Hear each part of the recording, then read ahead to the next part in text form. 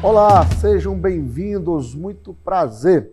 Estamos iniciando aqui na TV Capital, canal 9.1, o programa No Ar com Márcio Aurélio e Roberto Barros. Agradecer a você que nos acompanha diariamente ao meio-dia, agradecer a você que acompanha nas reprises às 20 horas e 30 minutos, é sempre bom, hoje terça-feira, e é sempre bom saber que você está aí do outro lado. Muito obrigado mesmo. Aqui no programa No Ar, você encontra os bastidores das notícias. A gente ajuda você a pensar. Roberto, ontem, segunda-feira, Câmara Municipal de Fortaleza, Assembleia Legislativa do Estado de Ceará, ambas as casas movimentadas, né? Receberam a Câmara, o prefeito, que é o Evandro, e a Assembleia recebeu, o que é tradição de praxe dos trabalhos legislativos quando abre o ano, o governador do Ceará, Elmano. E assim, você esteve na Câmara, né? Como é que foi lá a movimentação? Como é que foi lá? Não tive muito tempo para ver uma movimentação. Como foi na Câmara, o prefeito fez um discurso bem de sempre, né? Falou das dívidas da prefeitura. E falou que a Prefeitura de Fortaleza não vai ser mais caloteira. Ele disse que eu achei aquele muito forte, essa frase. 4,6 bilhões ele está dizendo que é a dívida da Prefeitura débito, né? De Fortaleza. Mas, assim, teve um protesto de servidores públicos, né? Servidores públicos municipais, porque até agora não se tem a data base que eles vão ter o aumento, se vão ter o aumento. Por enquanto, o prefeito de Fortaleza só anunciou aumento para os professores. E foi uma coisa que foi uma dobradinha que ele fez com o governador, né? O prefeito foi muito esperto, né? Provavelmente já sabia que o ex-governador, né? O ministro Camilo Santana, iria anunciar o aumento dos professores, do piso dos professores. Ele fez o mesmo. Não, mas ele fez um detalhe, ele fez antes, ele anunciou na mídia antes, 2 dias depois, coincidentemente, o aumento era o mesmo que o Camilo anunciou. Entendi. Se você me dizer que o Camilo não antecipou, mas enfim. Falar em professores... O importante é que vai ter. Hoje, inclusive, está rolando nesse momento uma manifestação dos professores lá em frente à Câmara Municipal. Falar em professores, só que agora do Estado, esse ano vai sair mais uma parcela daquele dinheiro lá que saíram 3 passos precatórios. E eu estou esperando. Bem, Roberto, mas ontem, além disso, além dessas movimentações na Câmara e na Assembleia, nós tivemos um fato que eu acho que marcou o dia tanto quanto a abertura dos trabalhos legislativos. Bom, o governador Elmano no seu discurso, ele foi bem categórico.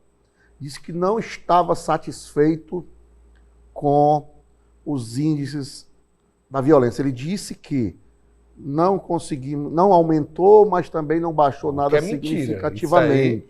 Isso dizer que não aumentou é mentira dele. Porque os índices aumentaram 11% em relação ao ano anterior. Isso aí, quando eu ouvi, como assim, governador, não aumentou? Porque se você pega o ano passado com esse ano, aumentou 11%. O que ele justifica é no segundo semestre não aumentou. Mas o governo é o mesmo, no primeiro e no segundo semestre. Pronto. O que aconteceu? Durante o dia foi anunciada a troca do comandante da Polícia Militar do Estado do Ceará. Existia, não tinha tido troca ainda desde o início da gestão, Coronel Clênio Sávio. Era o mesmo comandante desde o início da gestão do Elmano. Isso. Trocou a secretaria, trocou vários cargos. E a PM não mudava. Ele se conseguiu manter no cargo. Né? E assumiu o também coronel Simval Sampaio. Bom, é bom a gente dizer o seguinte, não sei se permanece nisso aí. Se vai haver trocas, outras, no comando da Polícia Civil. Vai ter da Polícia Militar, Márcio, no própria estrutura de comando, o Simval vai escolher pessoas que ele não estou falando, não, eu estou falando no resto da secretaria. Se vai haver mudança. PFOS. Isso, secretaria na Polícia Civil, certo? Se vai haver isso ou se a mudança parou no novo comandante da Polícia Militar. É de praxe, quando o comandante assume, mudar os quartéis, né? É de praxe. É um jogo de xadrez, bota um aqui, tira ali, bota ali, né? Agora, creio eu que nada significativo, se não mudar o restante Porque é o seguinte, quando o secretário de Segurança assumiu, o novo, né, que desde o ano passado ele é secretário, Roberto Sá, né? Isso. Xará no nome. Isso, mexeu com a civil, né? Se eu não me engano, eles mudaram o delegado geral e tudo. Já da militar, não. Eu não sei se também é o tempo que o secretário já tomou pé da situação, que ele tem uns meses aqui. O que me fala, na época, com as mudanças, o Roberto Sá, ele quando chegou no poder aqui, quando ele assumiu a secretaria, ele falou o seguinte, Márcio, ele disse que queria olhar o trabalho do comandante, porque não conhecia a situação aqui do Estado totalmente ainda, queria ver como o comandante ia se portar, por isso que ele não fez mudanças, né? Ele primeiro ia ver a ambientação do comandante, como ele iria se portar durante esses meses, né? Pelo jeito, eu acho que ele não gostou do que muito viu, né? do trabalho do Coronel Clênio, que era altamente criticado pelos policiais militares. Isso aí eu tenho que destacar. A gente tem muitos amigos dentro da corporação, Márcio, e vários deles apontavam uma série de situações, porque o Coronel Clênio não era um cara muito operacional, né? De acordo com outros comandantes e outros policiais militares que eu conversava, né? Ele era muito da parte social, né? Então ele aparecia e os policiais achavam, a situação tá ruim no Ceará, nosso salário não tão bom, e tá lá o coronel lá, o comandante geral, fazendo roda de capoeira, cantando música lá na beira-mar. Isso aí eu falo isso porque realmente foram cenas em que ele participou em eventos, né? Cantou música na beira-mar, e o pessoal achava que ele era ficar muito midiático e pouco atuação. Isso são críticas feitas por policiais militares aqui do estado do Ceará, que não podem se revelar. Eu acho também que foi reflexo do que o governador Elmano falou pela manhã na Assembleia. Eu não tenho, uma convicção é que eu não tenho, se aquele momento já estava definido, a troca. Já estava, mas não ia ser. Pois é, ou se aquilo ali foi o ápice depois da. Não, isso aí já estava. Não tem como provar, né? Já estava avisado. Não tem como provar. Só sei que o fato é, pós-fala do governador Elmano, a reabertura dos trabalhos legislativos, aconteceu a saída do comandante da Polícia Militar, do comandante Clênio, que vinha desde o início da gestão Elmano. Então, na Polícia Militar, é a primeira vez que mexe na cúpula dentro do governo Elmano. E, vamos repetir aqui, que é normal que aconteça mudanças nas áreas da Polícia Militar. Normalíssimo, nos grandes batalhões, né? Exato. O atual é ex-comandante do Raio, viu, Roberto? Isso. Do Raio e do Choque. O coronel Simval, eu conversei com alguns policiais militares, Márcio, e só ouvi coisas boas dele, viu? Em relação ao cara altamente operacional, cara de rua, conhece rua. Vários policiais que eu conversei ficaram felizes que ele assumiu, porque como comandante é um cara que sempre deu muito apoio nas suas tropas, e isso pega muito bem dentro da corporação, Márcio. A questão é, ele vai ter autonomia para fazer o seu trabalho? Ou ele vai ser pressionado na primeira grande operação que der algum problema? Ele vai ter essa autonomia? O governo vai dar autonomia para o coronel Autonomia peronomútil? Essa é a questão, porque eu tenho ótimas referências do coronel Simval. Vários policiais militares que eu conversei, Márcio, que trabalharam com ele como comandante em várias companhias. Eu conversei com 3 ou 4, só me falaram coisas boas dele. O cara altamente operacional, conhece rua, sabe como funciona, sabe coisa que, com todo respeito à pessoa do coronel Clênio, nada contra a sua pessoa, viu, coronel Clênio? Mas você não tinha essas diretrizes e não tinha esse know-how o Coronel Simval tem com a tropa. Vários policiais, vários que eu conversei, disseram que nunca tinham visto o Coronel Clênio na rua, não era muito do seu chip, né? Era um cara muito mais político, trabalhou na Assembleia, era um cara mais nessas áreas, não era área social, teve projetos sociais dentro da polícia, mas não era muito do dia a dia de serviço, pelo menos foram o que muitos, inclusive coronéis, falaram para mim quando eu conversei. Então, eu achei positiva a mudança em relação a isso. Questão é... Tinha que chacoalhar, Roberto. Tinha. A verdade é quando o governador disse aquilo, tinha que chacoalhar. Se ele vai ter autonomia para fazer o trabalho... Dizer, né? O futuro que vai dizer. E não é só a polícia, né, Márcio? A gente também tem a questão da justiça, que a gente traz... Mas aí não depende do governador, né? Da questão da justiça, o policial muitas vezes prende o mesmo cara 10 vezes, o cara é solto, entendeu? Assim, mas aí não é o alcance do governador. O alcance do governador seria... E o que eu achei muito interessante, Roberto, e amigos da TV Capital, o que eu achei muito interessante é que o governador Elmano, ele confirmou aquilo que a gente vem dizendo, não só aqui na TV Capital, mas também quem nos acompanha há muito tempo, lá na Rádio Clube, no programa Contraponto. A segurança do estado do Ceará é o grande gargalo da gestão. Isso aqui, e a gente não critica por criticar, não se trata disso. Enquanto boa parte da imprensa ignora esse assunto, porque é um tema sensível, a gente traz à tona porque é um tema que a gente considera importantíssimo, indispensável no dia a dia.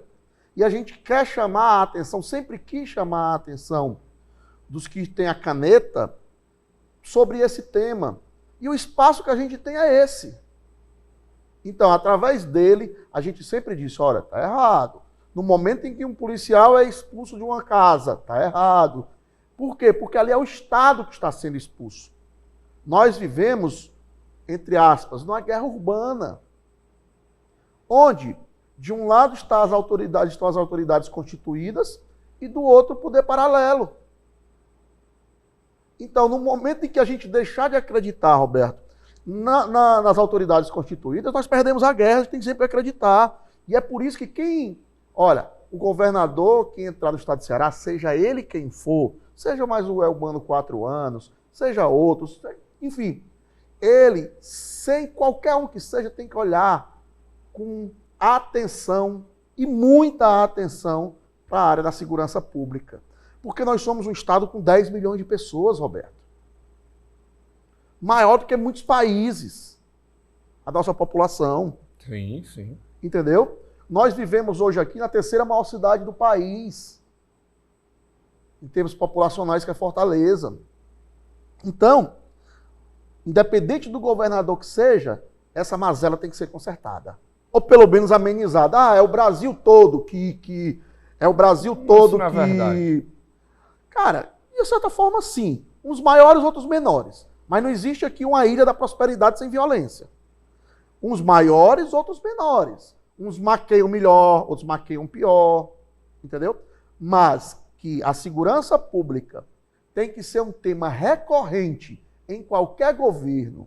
E possa ser que agora aquela parceria governo federal, governo estadual e governo municipal funcione e ajude a melhorar os índices, Roberto. Quando eu digo que não é bem verdade, é porque eu falo porque a gente teve estados que tinham problemas muito sérios e conseguiram diminuir e muito a questão da violência. O estado do Ceará, a gente viu o ranking nacional do ano passado, que foi segundo estado com mais mortes, não por milhão, viu? Morte geral. Geral. A gente tem mais morte que o Rio de Janeiro, que é maior. Em números absolutos. Em números absolutos. Não é por milhão de habitantes, não. E que São Paulo. São Paulo a gente tem quase 1.000 mortes a mais. São Paulo, estado. Estado. Entendeu? Então a gente estava em segundo e terceiro no ranking. Em números por milhões de habitantes, a gente era o segundo.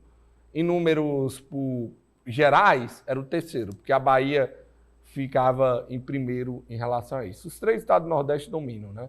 Bahia, Pernambuco e Ceará. Infelizmente. Roberto, infelizmente é isso. Vamos mudar a prosa, desejar boa sorte. Boa sorte, Coronel Simval. Boa sorte Só ouvi coisas a nossa boas, segurança pública.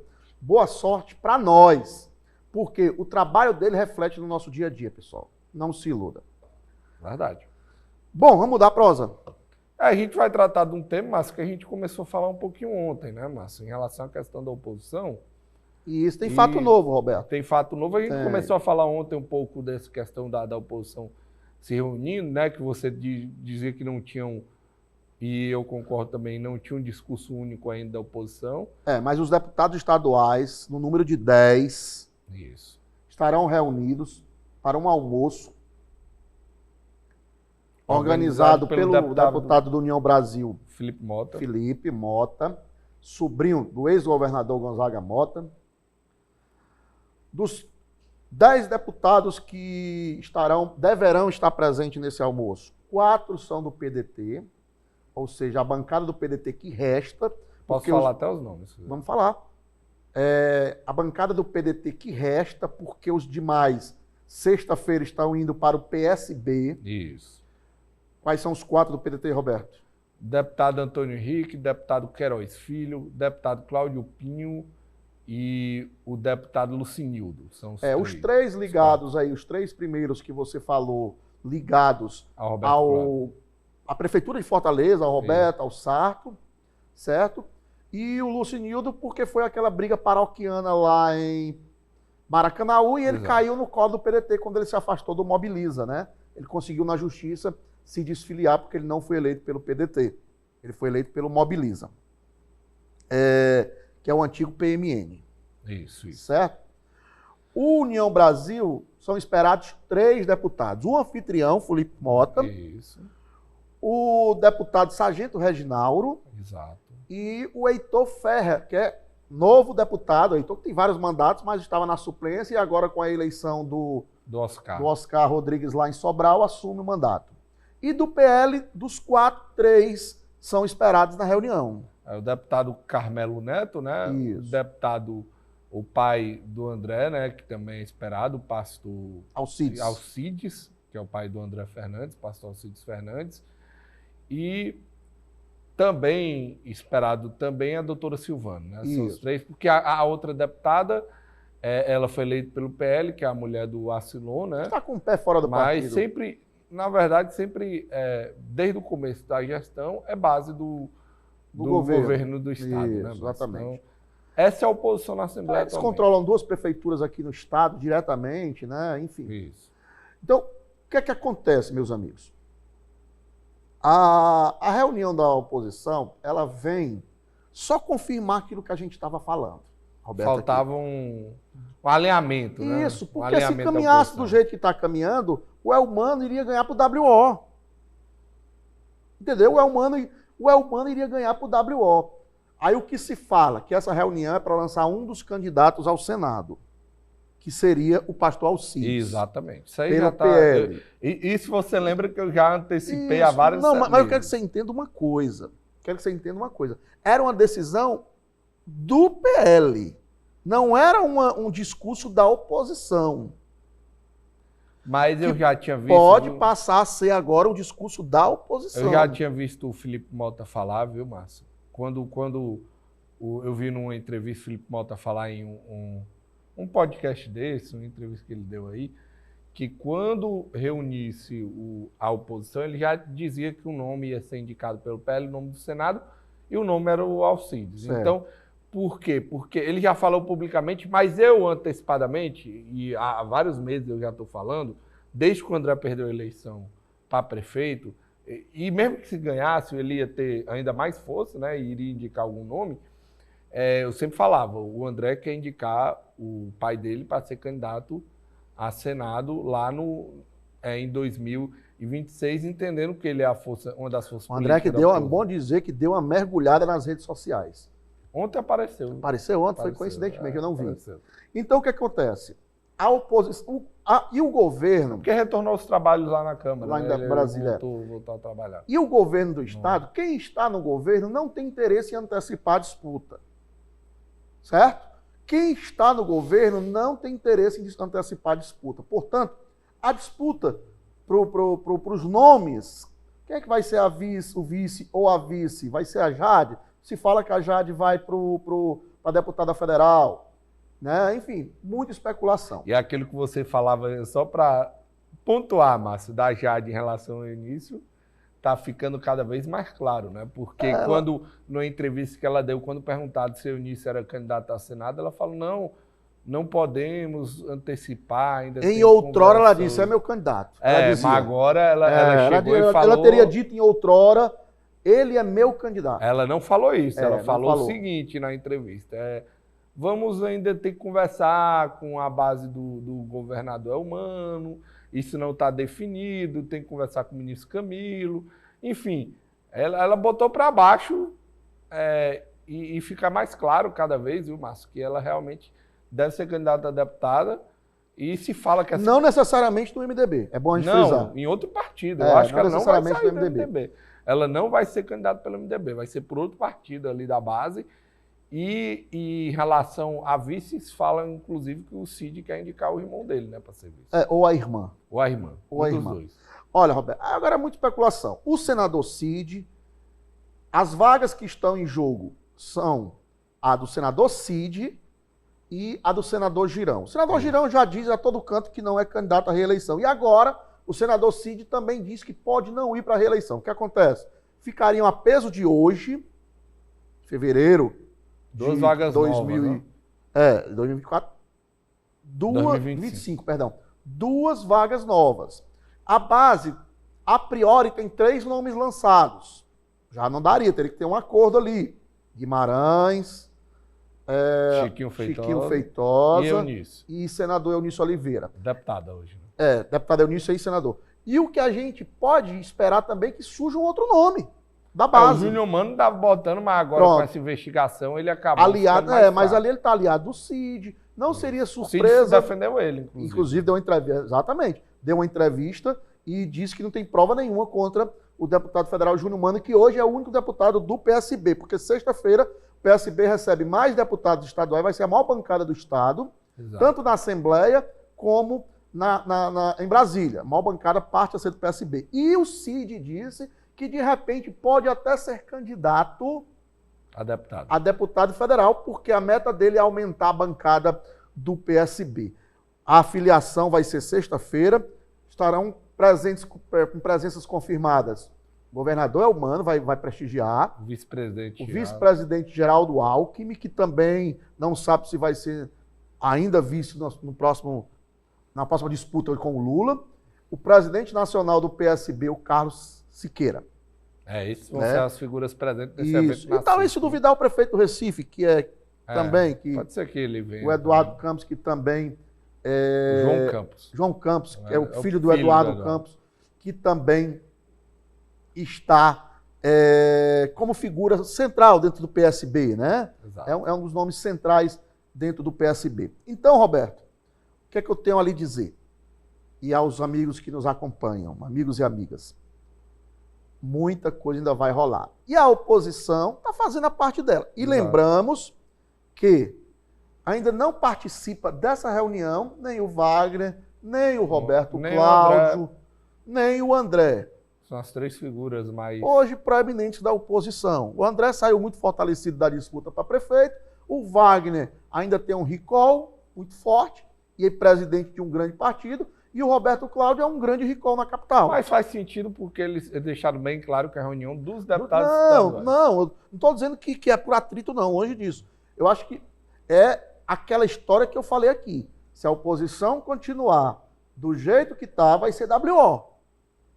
Agora, com essa organização, até porque, Roberto, eles sabem que precisam se organizar, os deputados sabem que precisam organizar para fazer chapa, entendeu?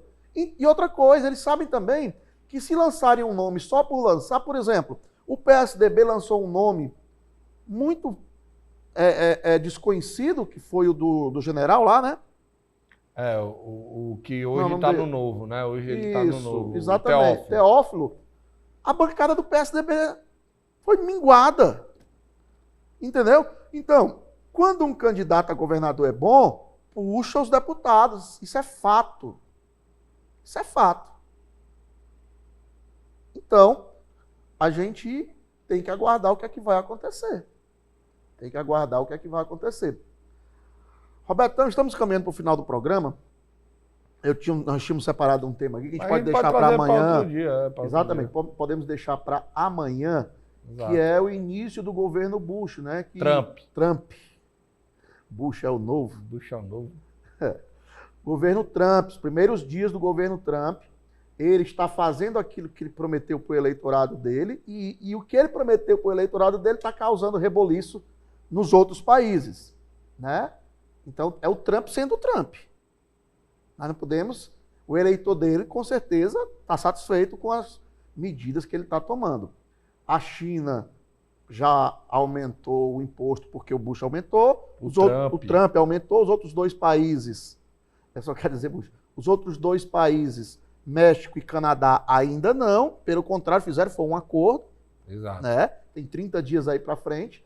Eu acho que dá muito o que conversar sobre os primeiros dias do governo Trump, né? E se ou quando vai afetar o Brasil, né?